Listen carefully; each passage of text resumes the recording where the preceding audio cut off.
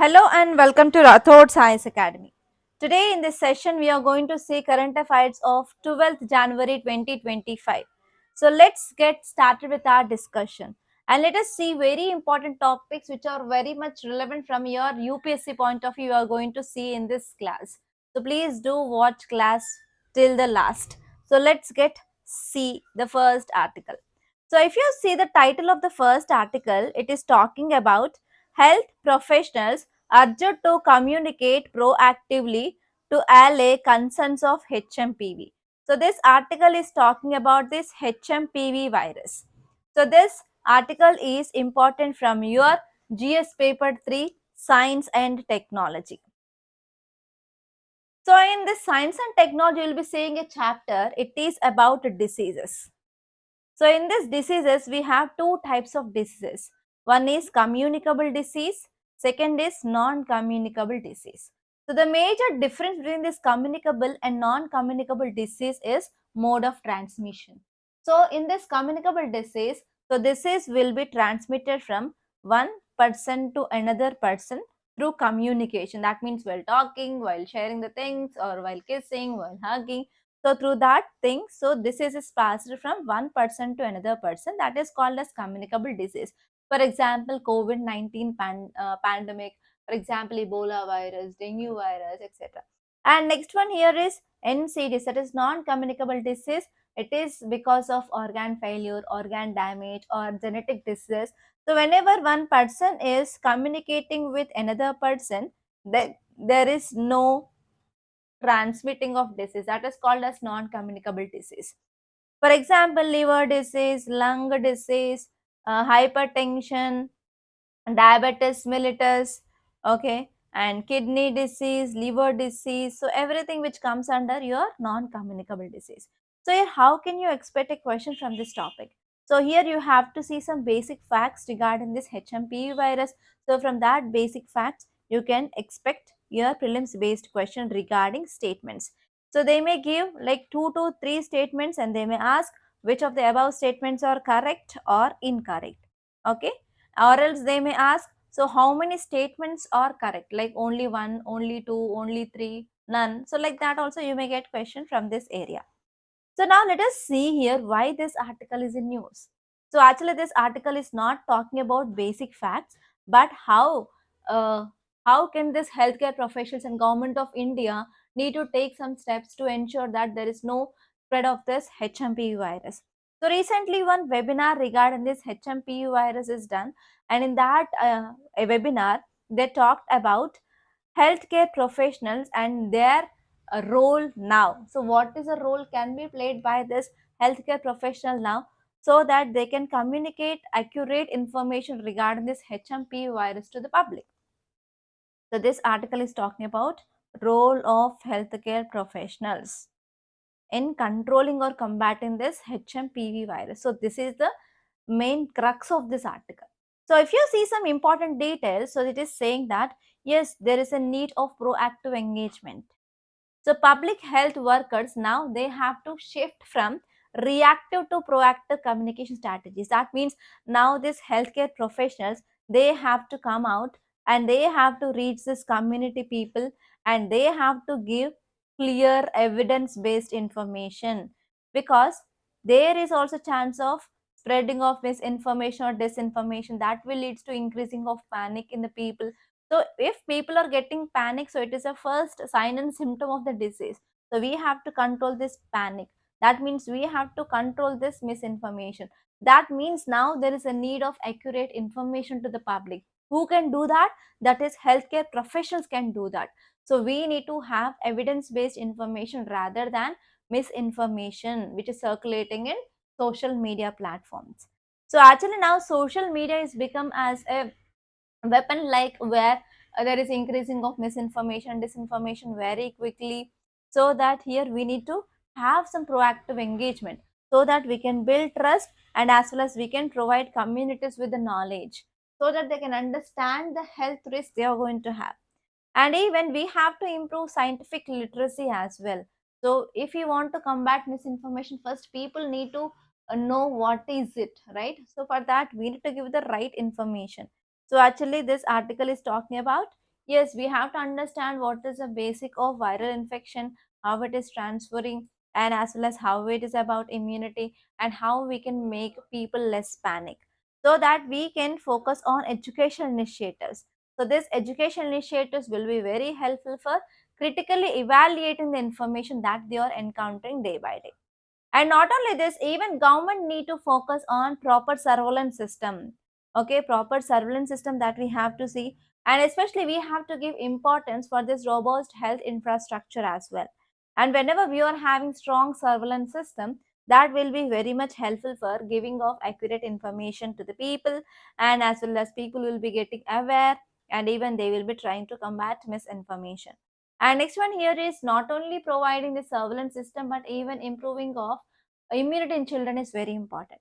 So here I want to make a point regarding the difference between this COVID-19 and as well as this HMPV virus. So COVID-19 is entirely new virus which is not known by the people, but HMPV virus is already known. So here, because of that, the threat of this HMPV virus is less compared to that of COVID-19. But even though we have to focus on immunity, because in the both the cases, in this COVID-19 and even in this HMPV virus, so it is very much vulnerable for children and as well as elderly. So here immunity is very important for this children. Okay, and next one here is we have to take some steps regarding this respiratory illness as well. So communicating this effectively, that will be reducing unnecessary anxiety among the people, and even it will be encouraging appropriate responses to the symptoms as well. And not only that, even we need to focus on one health, because whenever we are getting the zoonotic diseases, zoonotic disease nothing but the diseases which are transmitting from animals to humans.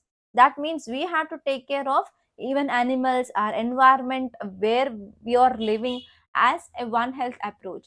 So this one health approach is nothing but we are having interconnectedness with the human, with animal, and with environment as well. So this perspective is very important in the context of zoonotic diseases. Okay, and for this we need to adopt holistic approach, and even public health officials, they have to better understand the dynamic of disease transmission, like how this disease is transmitting, and how can we control this prevention, and even how can we prevent this, how can we control transmission in the people. So what are the approaches that we have to take? So here, overall, Government of India and as well as healthcare professionals, they need to take actively participated to develop some comprehensive strategies for disease prevention. So this is about overall idea of this article. And now let us say the second topic, it is about denotified tribes, anger growing amid stagnating scheme, classification issues. So here this article is talking about two important keywords. First one is denotified tribes. First one is denotified tribe. Second one is one important scheme called as seed. So this denotified tribe is important from GS paper to under governance, and also from GS paper to under society point of view, because these people, they will form under our integral part of our society. And you have to see what is the difference between this criminal tribe and as well as denotified tribe. And whenever you're talking about tribes, you have to see what are the challenges, or what are the problems faced by the tribes in India. And one more important thing you have to see is very important concept, that is what are the schemes which are related to this tribes in India. Especially you have to see PVTG related schemes. PVTGs are nothing but uh, particularly vulnerable tribal groups. So recently our government of India came up with a scheme regarding that PVTGs, that is PM Janman. So this scheme is also very important. Now let us see some important points regarding this article. So first you have to know about what is the scheme called as seed, and next you have to know about what is this denotified tribe. Okay, now let us see this in clear. Okay, now if you're talking about this denotified tribe, why they are in news. So recently, these denotified tribes, they are showing some protest, especially in some states. So those states are UP, Haryana and Gujarat. So in UP, Haryana and Gujarat, So they are showing some reluctance, or like they are not satisfied with this center seed scheme. It is for denotified tribes, and only now they are taking off, especially caste certificates being denied to them in 29 states. In 29 states, actually, they are not getting proper status caste certificates, and even this IDET Commission report of 2017 is not properly followed in all the states. So these are some concerns regarding that people. So in this context, if you see some facts regarding this scheme, that is seed is nothing but scheme for economic empowerment of denotified tribes. So which ministry launched this? That is Ministry of Social Justice and Empowerment. This is very important. And one more thing I want to say, that is I am recording this for the second time. Actually, we are in vacation from from 12 to 16. So institute is closed because of the Sankranti vacation, and again we are going to launch classes or start classes from 17th onwards. So on 17th onwards, again we are going to have classes on digital panel. So till then we will be having classes on this laptop itself. So please try to adjust. And actually I recorded already once, but because of some technical issues, the voice had not recorded. And I thought of leaving this analysis, but again I recall that many students are watching my analysis. Why I should discourage them. Again I started recording, and I'm recording it for second time. I don't know whether it will be recording this time or not. So if it is recorded, I will be posting in the YouTube. If it is not, then I can't do anything. Okay, sorry for that. So if you see the components of this scheme, there are 5 important components that you have to remember. So first one is free coaching. So actually these tribes, they are like they are not having proper development, right? So they are not having proper access to education, proper access to any employment opportunities, etc. So for this, government is trying to provide free coaching for them in competitive examinations. And even if you want to enter into this fields like MBBS, that is medicine, engineering, MBA, they have to clear some test, right? So for that entrance test also, government is providing the free coaching for them, so that they can get some appropriate job, and as well as educational opportunities as well. And second important point you have to remember is government is also trying to provide health insurance. So they are going to provide from some financial assistance to this people. And even national health agency and as well as state health agencies, they are cooperating to provide health insurance of around 5 lakhs per family per year. So which comes under norms of PM Ayush, that is Ayushman Bharat Pradhan Mantri Jan Arogya Yojana. And next, third important point you have to focus is government is also improving this livelihood opportunities in this people. Especially government is trying to provide some financial assistance to this National Rural Livelihood Mission, that is NRLM mission. And government is trying to enhance increasing of productivity in key livelihood sectors. And even government is trying to provide some increased employment generation schemes, and government is trying to improve investments, institutional support, and even technical assistance as well. And last important point you have to remember regarding the scheme is financial support for housing. So actually, regarding this housing, we have a scheme called as Pradhana Mantri Awas Yojana. So under this, we have two components again. So one is rural component and one is urban component. That means you are providing house in the rural areas and also in urban areas. So under this scheme, even this denotified tribes are also getting benefited. And let us see what is this denotified tribe. Denotified tribe stands that all communities which are once notified under this Crimes Tribes Act. So it is during the period of British, that is in British India time. So they came up with an act called as Criminal Tribes Act. Okay, that is between 1871 till 1947. That means after we got independence in 1952, so these acts had been repealed, and now onwards they are called as denotified tribes. And these denotified tribes are more neglected and more marginalized and economically and socially deprived communities. And now let us see next article. It is India joins United Nations panel on data for official statistics. So this is very important topic from GS paper 2 under international relations. And even as India is joined as a panel on this United Nations data for official statistics, we are also having many advantages. And you have to focus on what is the significance of India's membership in this United Nations panel and how it is helpful for our Indian governance system. So this article is even important from GS paper to under governance as well as your international nation. And you can expect even prelims and mains based question. Prelims and mains based question you can expect. So now let us see the context why it is in news. So India joined United Nations Committee on Experts on Big Data and Big Data Science for official statistics. So because of this move, it will be very much helpful for India's statistical framework.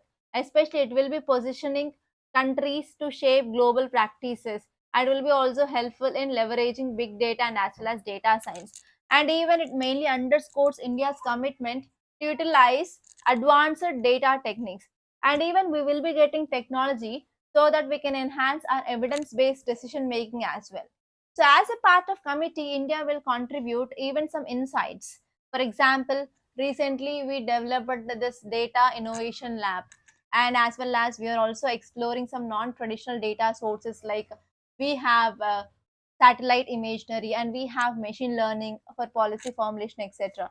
So, actually, because of India's participation in this, which also align with our domestic advancements and as well as domestic technologies with international standards, and we can also establish nation as a key player in global statistical community as well. So if you're talking about what is the importance or significance of India's membership in this organization is, so we can modernize our statistical systems. So now we have an ability or capability to integrate our traditional systems, including IoT, including satellite data, including private sector data streams, so that we can enhance our statistical accuracy and even we can ensure the timely availability of critical information as well. And second important significance is we can streamline statistical production. So we can reduce the delays in data availability. And even that will be helpful in innovating data collection and as well as data processing and even analysis of data. And next important point here is it is also helpful for especially to make some data driven decision making. And even it will be providing policy makers with real time and as well as evidence based insights so that we can address socio-economic challenges very effectively. And next one is we can also promote our international collaboration. So India can share its expertise with other countries, especially we can draw some globally best practices so that we can develop robust future ready statistical systems. So in this way we are having a very good advancements or significance because of India being the member. Okay, and now let us see the next topic. It is about is groundwater contamination high in India? So recently there are some reports which is saying that there is increased groundwater pollution in India. So the key word you have to remember is groundwater pollution in India. It is talking about groundwater pollution in India. So this article is important from GS paper 3 under environment and ecology and even from GS paper 3 under SNT, that is science and technology. So from science and technology you have to see different conventions related to pollution. For example, we have Minamata Convention for mercury pollution. Like that, there are lots of conventions regarding pollutants. You have to see what are those conventions. For example, regarding this HCF, regarding this PCPs, also we have different conventions. You have to see that and try to make a list. And there is a high chance of getting prelims based fact question from this area. And from environment and ecology, you have to see what are the important causes of groundwater pollution, and even you have to see what are the causes of exploitation of groundwater and what are these aquifers. So problems of aquifers in this 21st century, and even you have to see how can we rejuvenate this groundwater, and very important you have to see what are the major water pollutants. You have to see what are the major water pollutants and what are the associated diseases. For example, nitrate pollutants leads to blue baby syndrome or menometoglobinemia. And for example, mercury pollution causes Minamata disease. Okay, like that we have Blackfoot disease. So different pollutant cause different diseases which are affecting different systems of our body. So you have to see pollutant. First one is pollutant, second one is disease, and third one is which body system is getting affected. So these are very important, guys. Focus on this. And recently we discussed about more than half of Indian villages are having this nitrate pollution. Nitrate pollution is happening in more than half of the Indian villages. So you have to see that article, and we already discussed that. So focus on that. And next important topic here is putting the gene editing tool to use.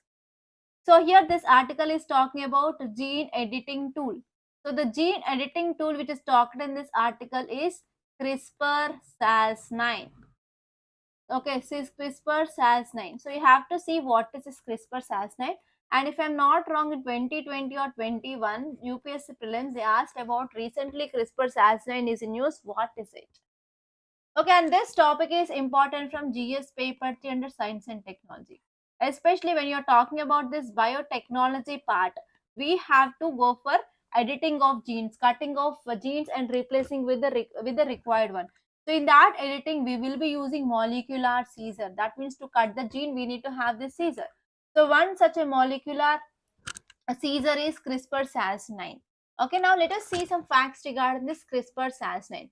CRISPR-Cas9, it is a genome editing tool, and that is creating a buzz in science world now. So CRISPR stands for clustered regularly interspaced short palindromic repeats. Okay, so this is very helpful in editing of gene. So it set a revolution on gene editing. So what are the applications? The first one is we can go for genome editing with a very simple and as well as with more efficiency by using this Cas9.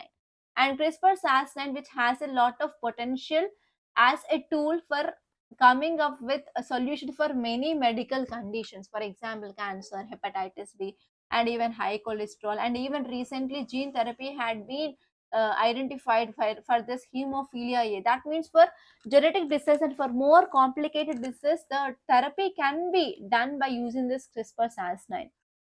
And next one here is it can be also used for editing of germline cells. So germline cells are nothing but uh, these are carried to, that means passed to the one generation to another generation. For that also it is very useful.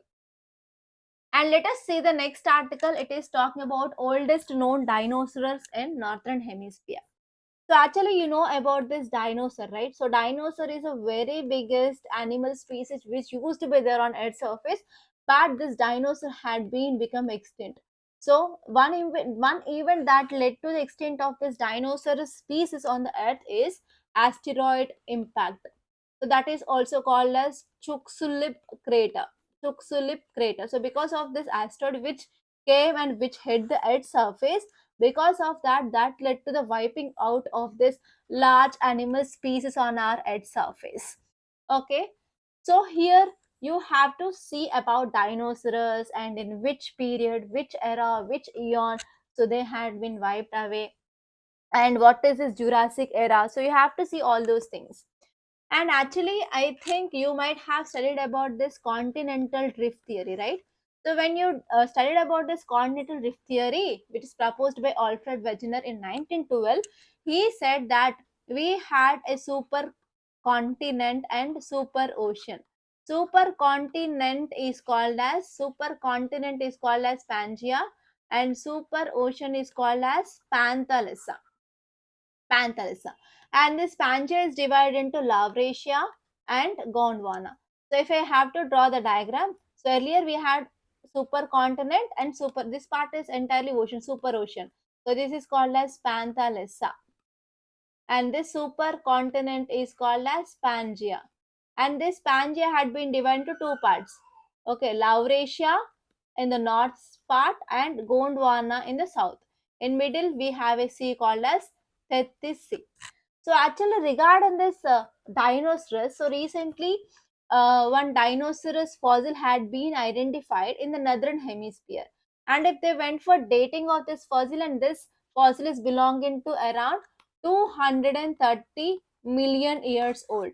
That means, so whatever the perceptions now we have till now before identifying this fossil was, so dinosaurs, they had been emerged from the southern portion of Pangaea, that is called as from Gondwana they had come, and from here they migrated to Laurasia.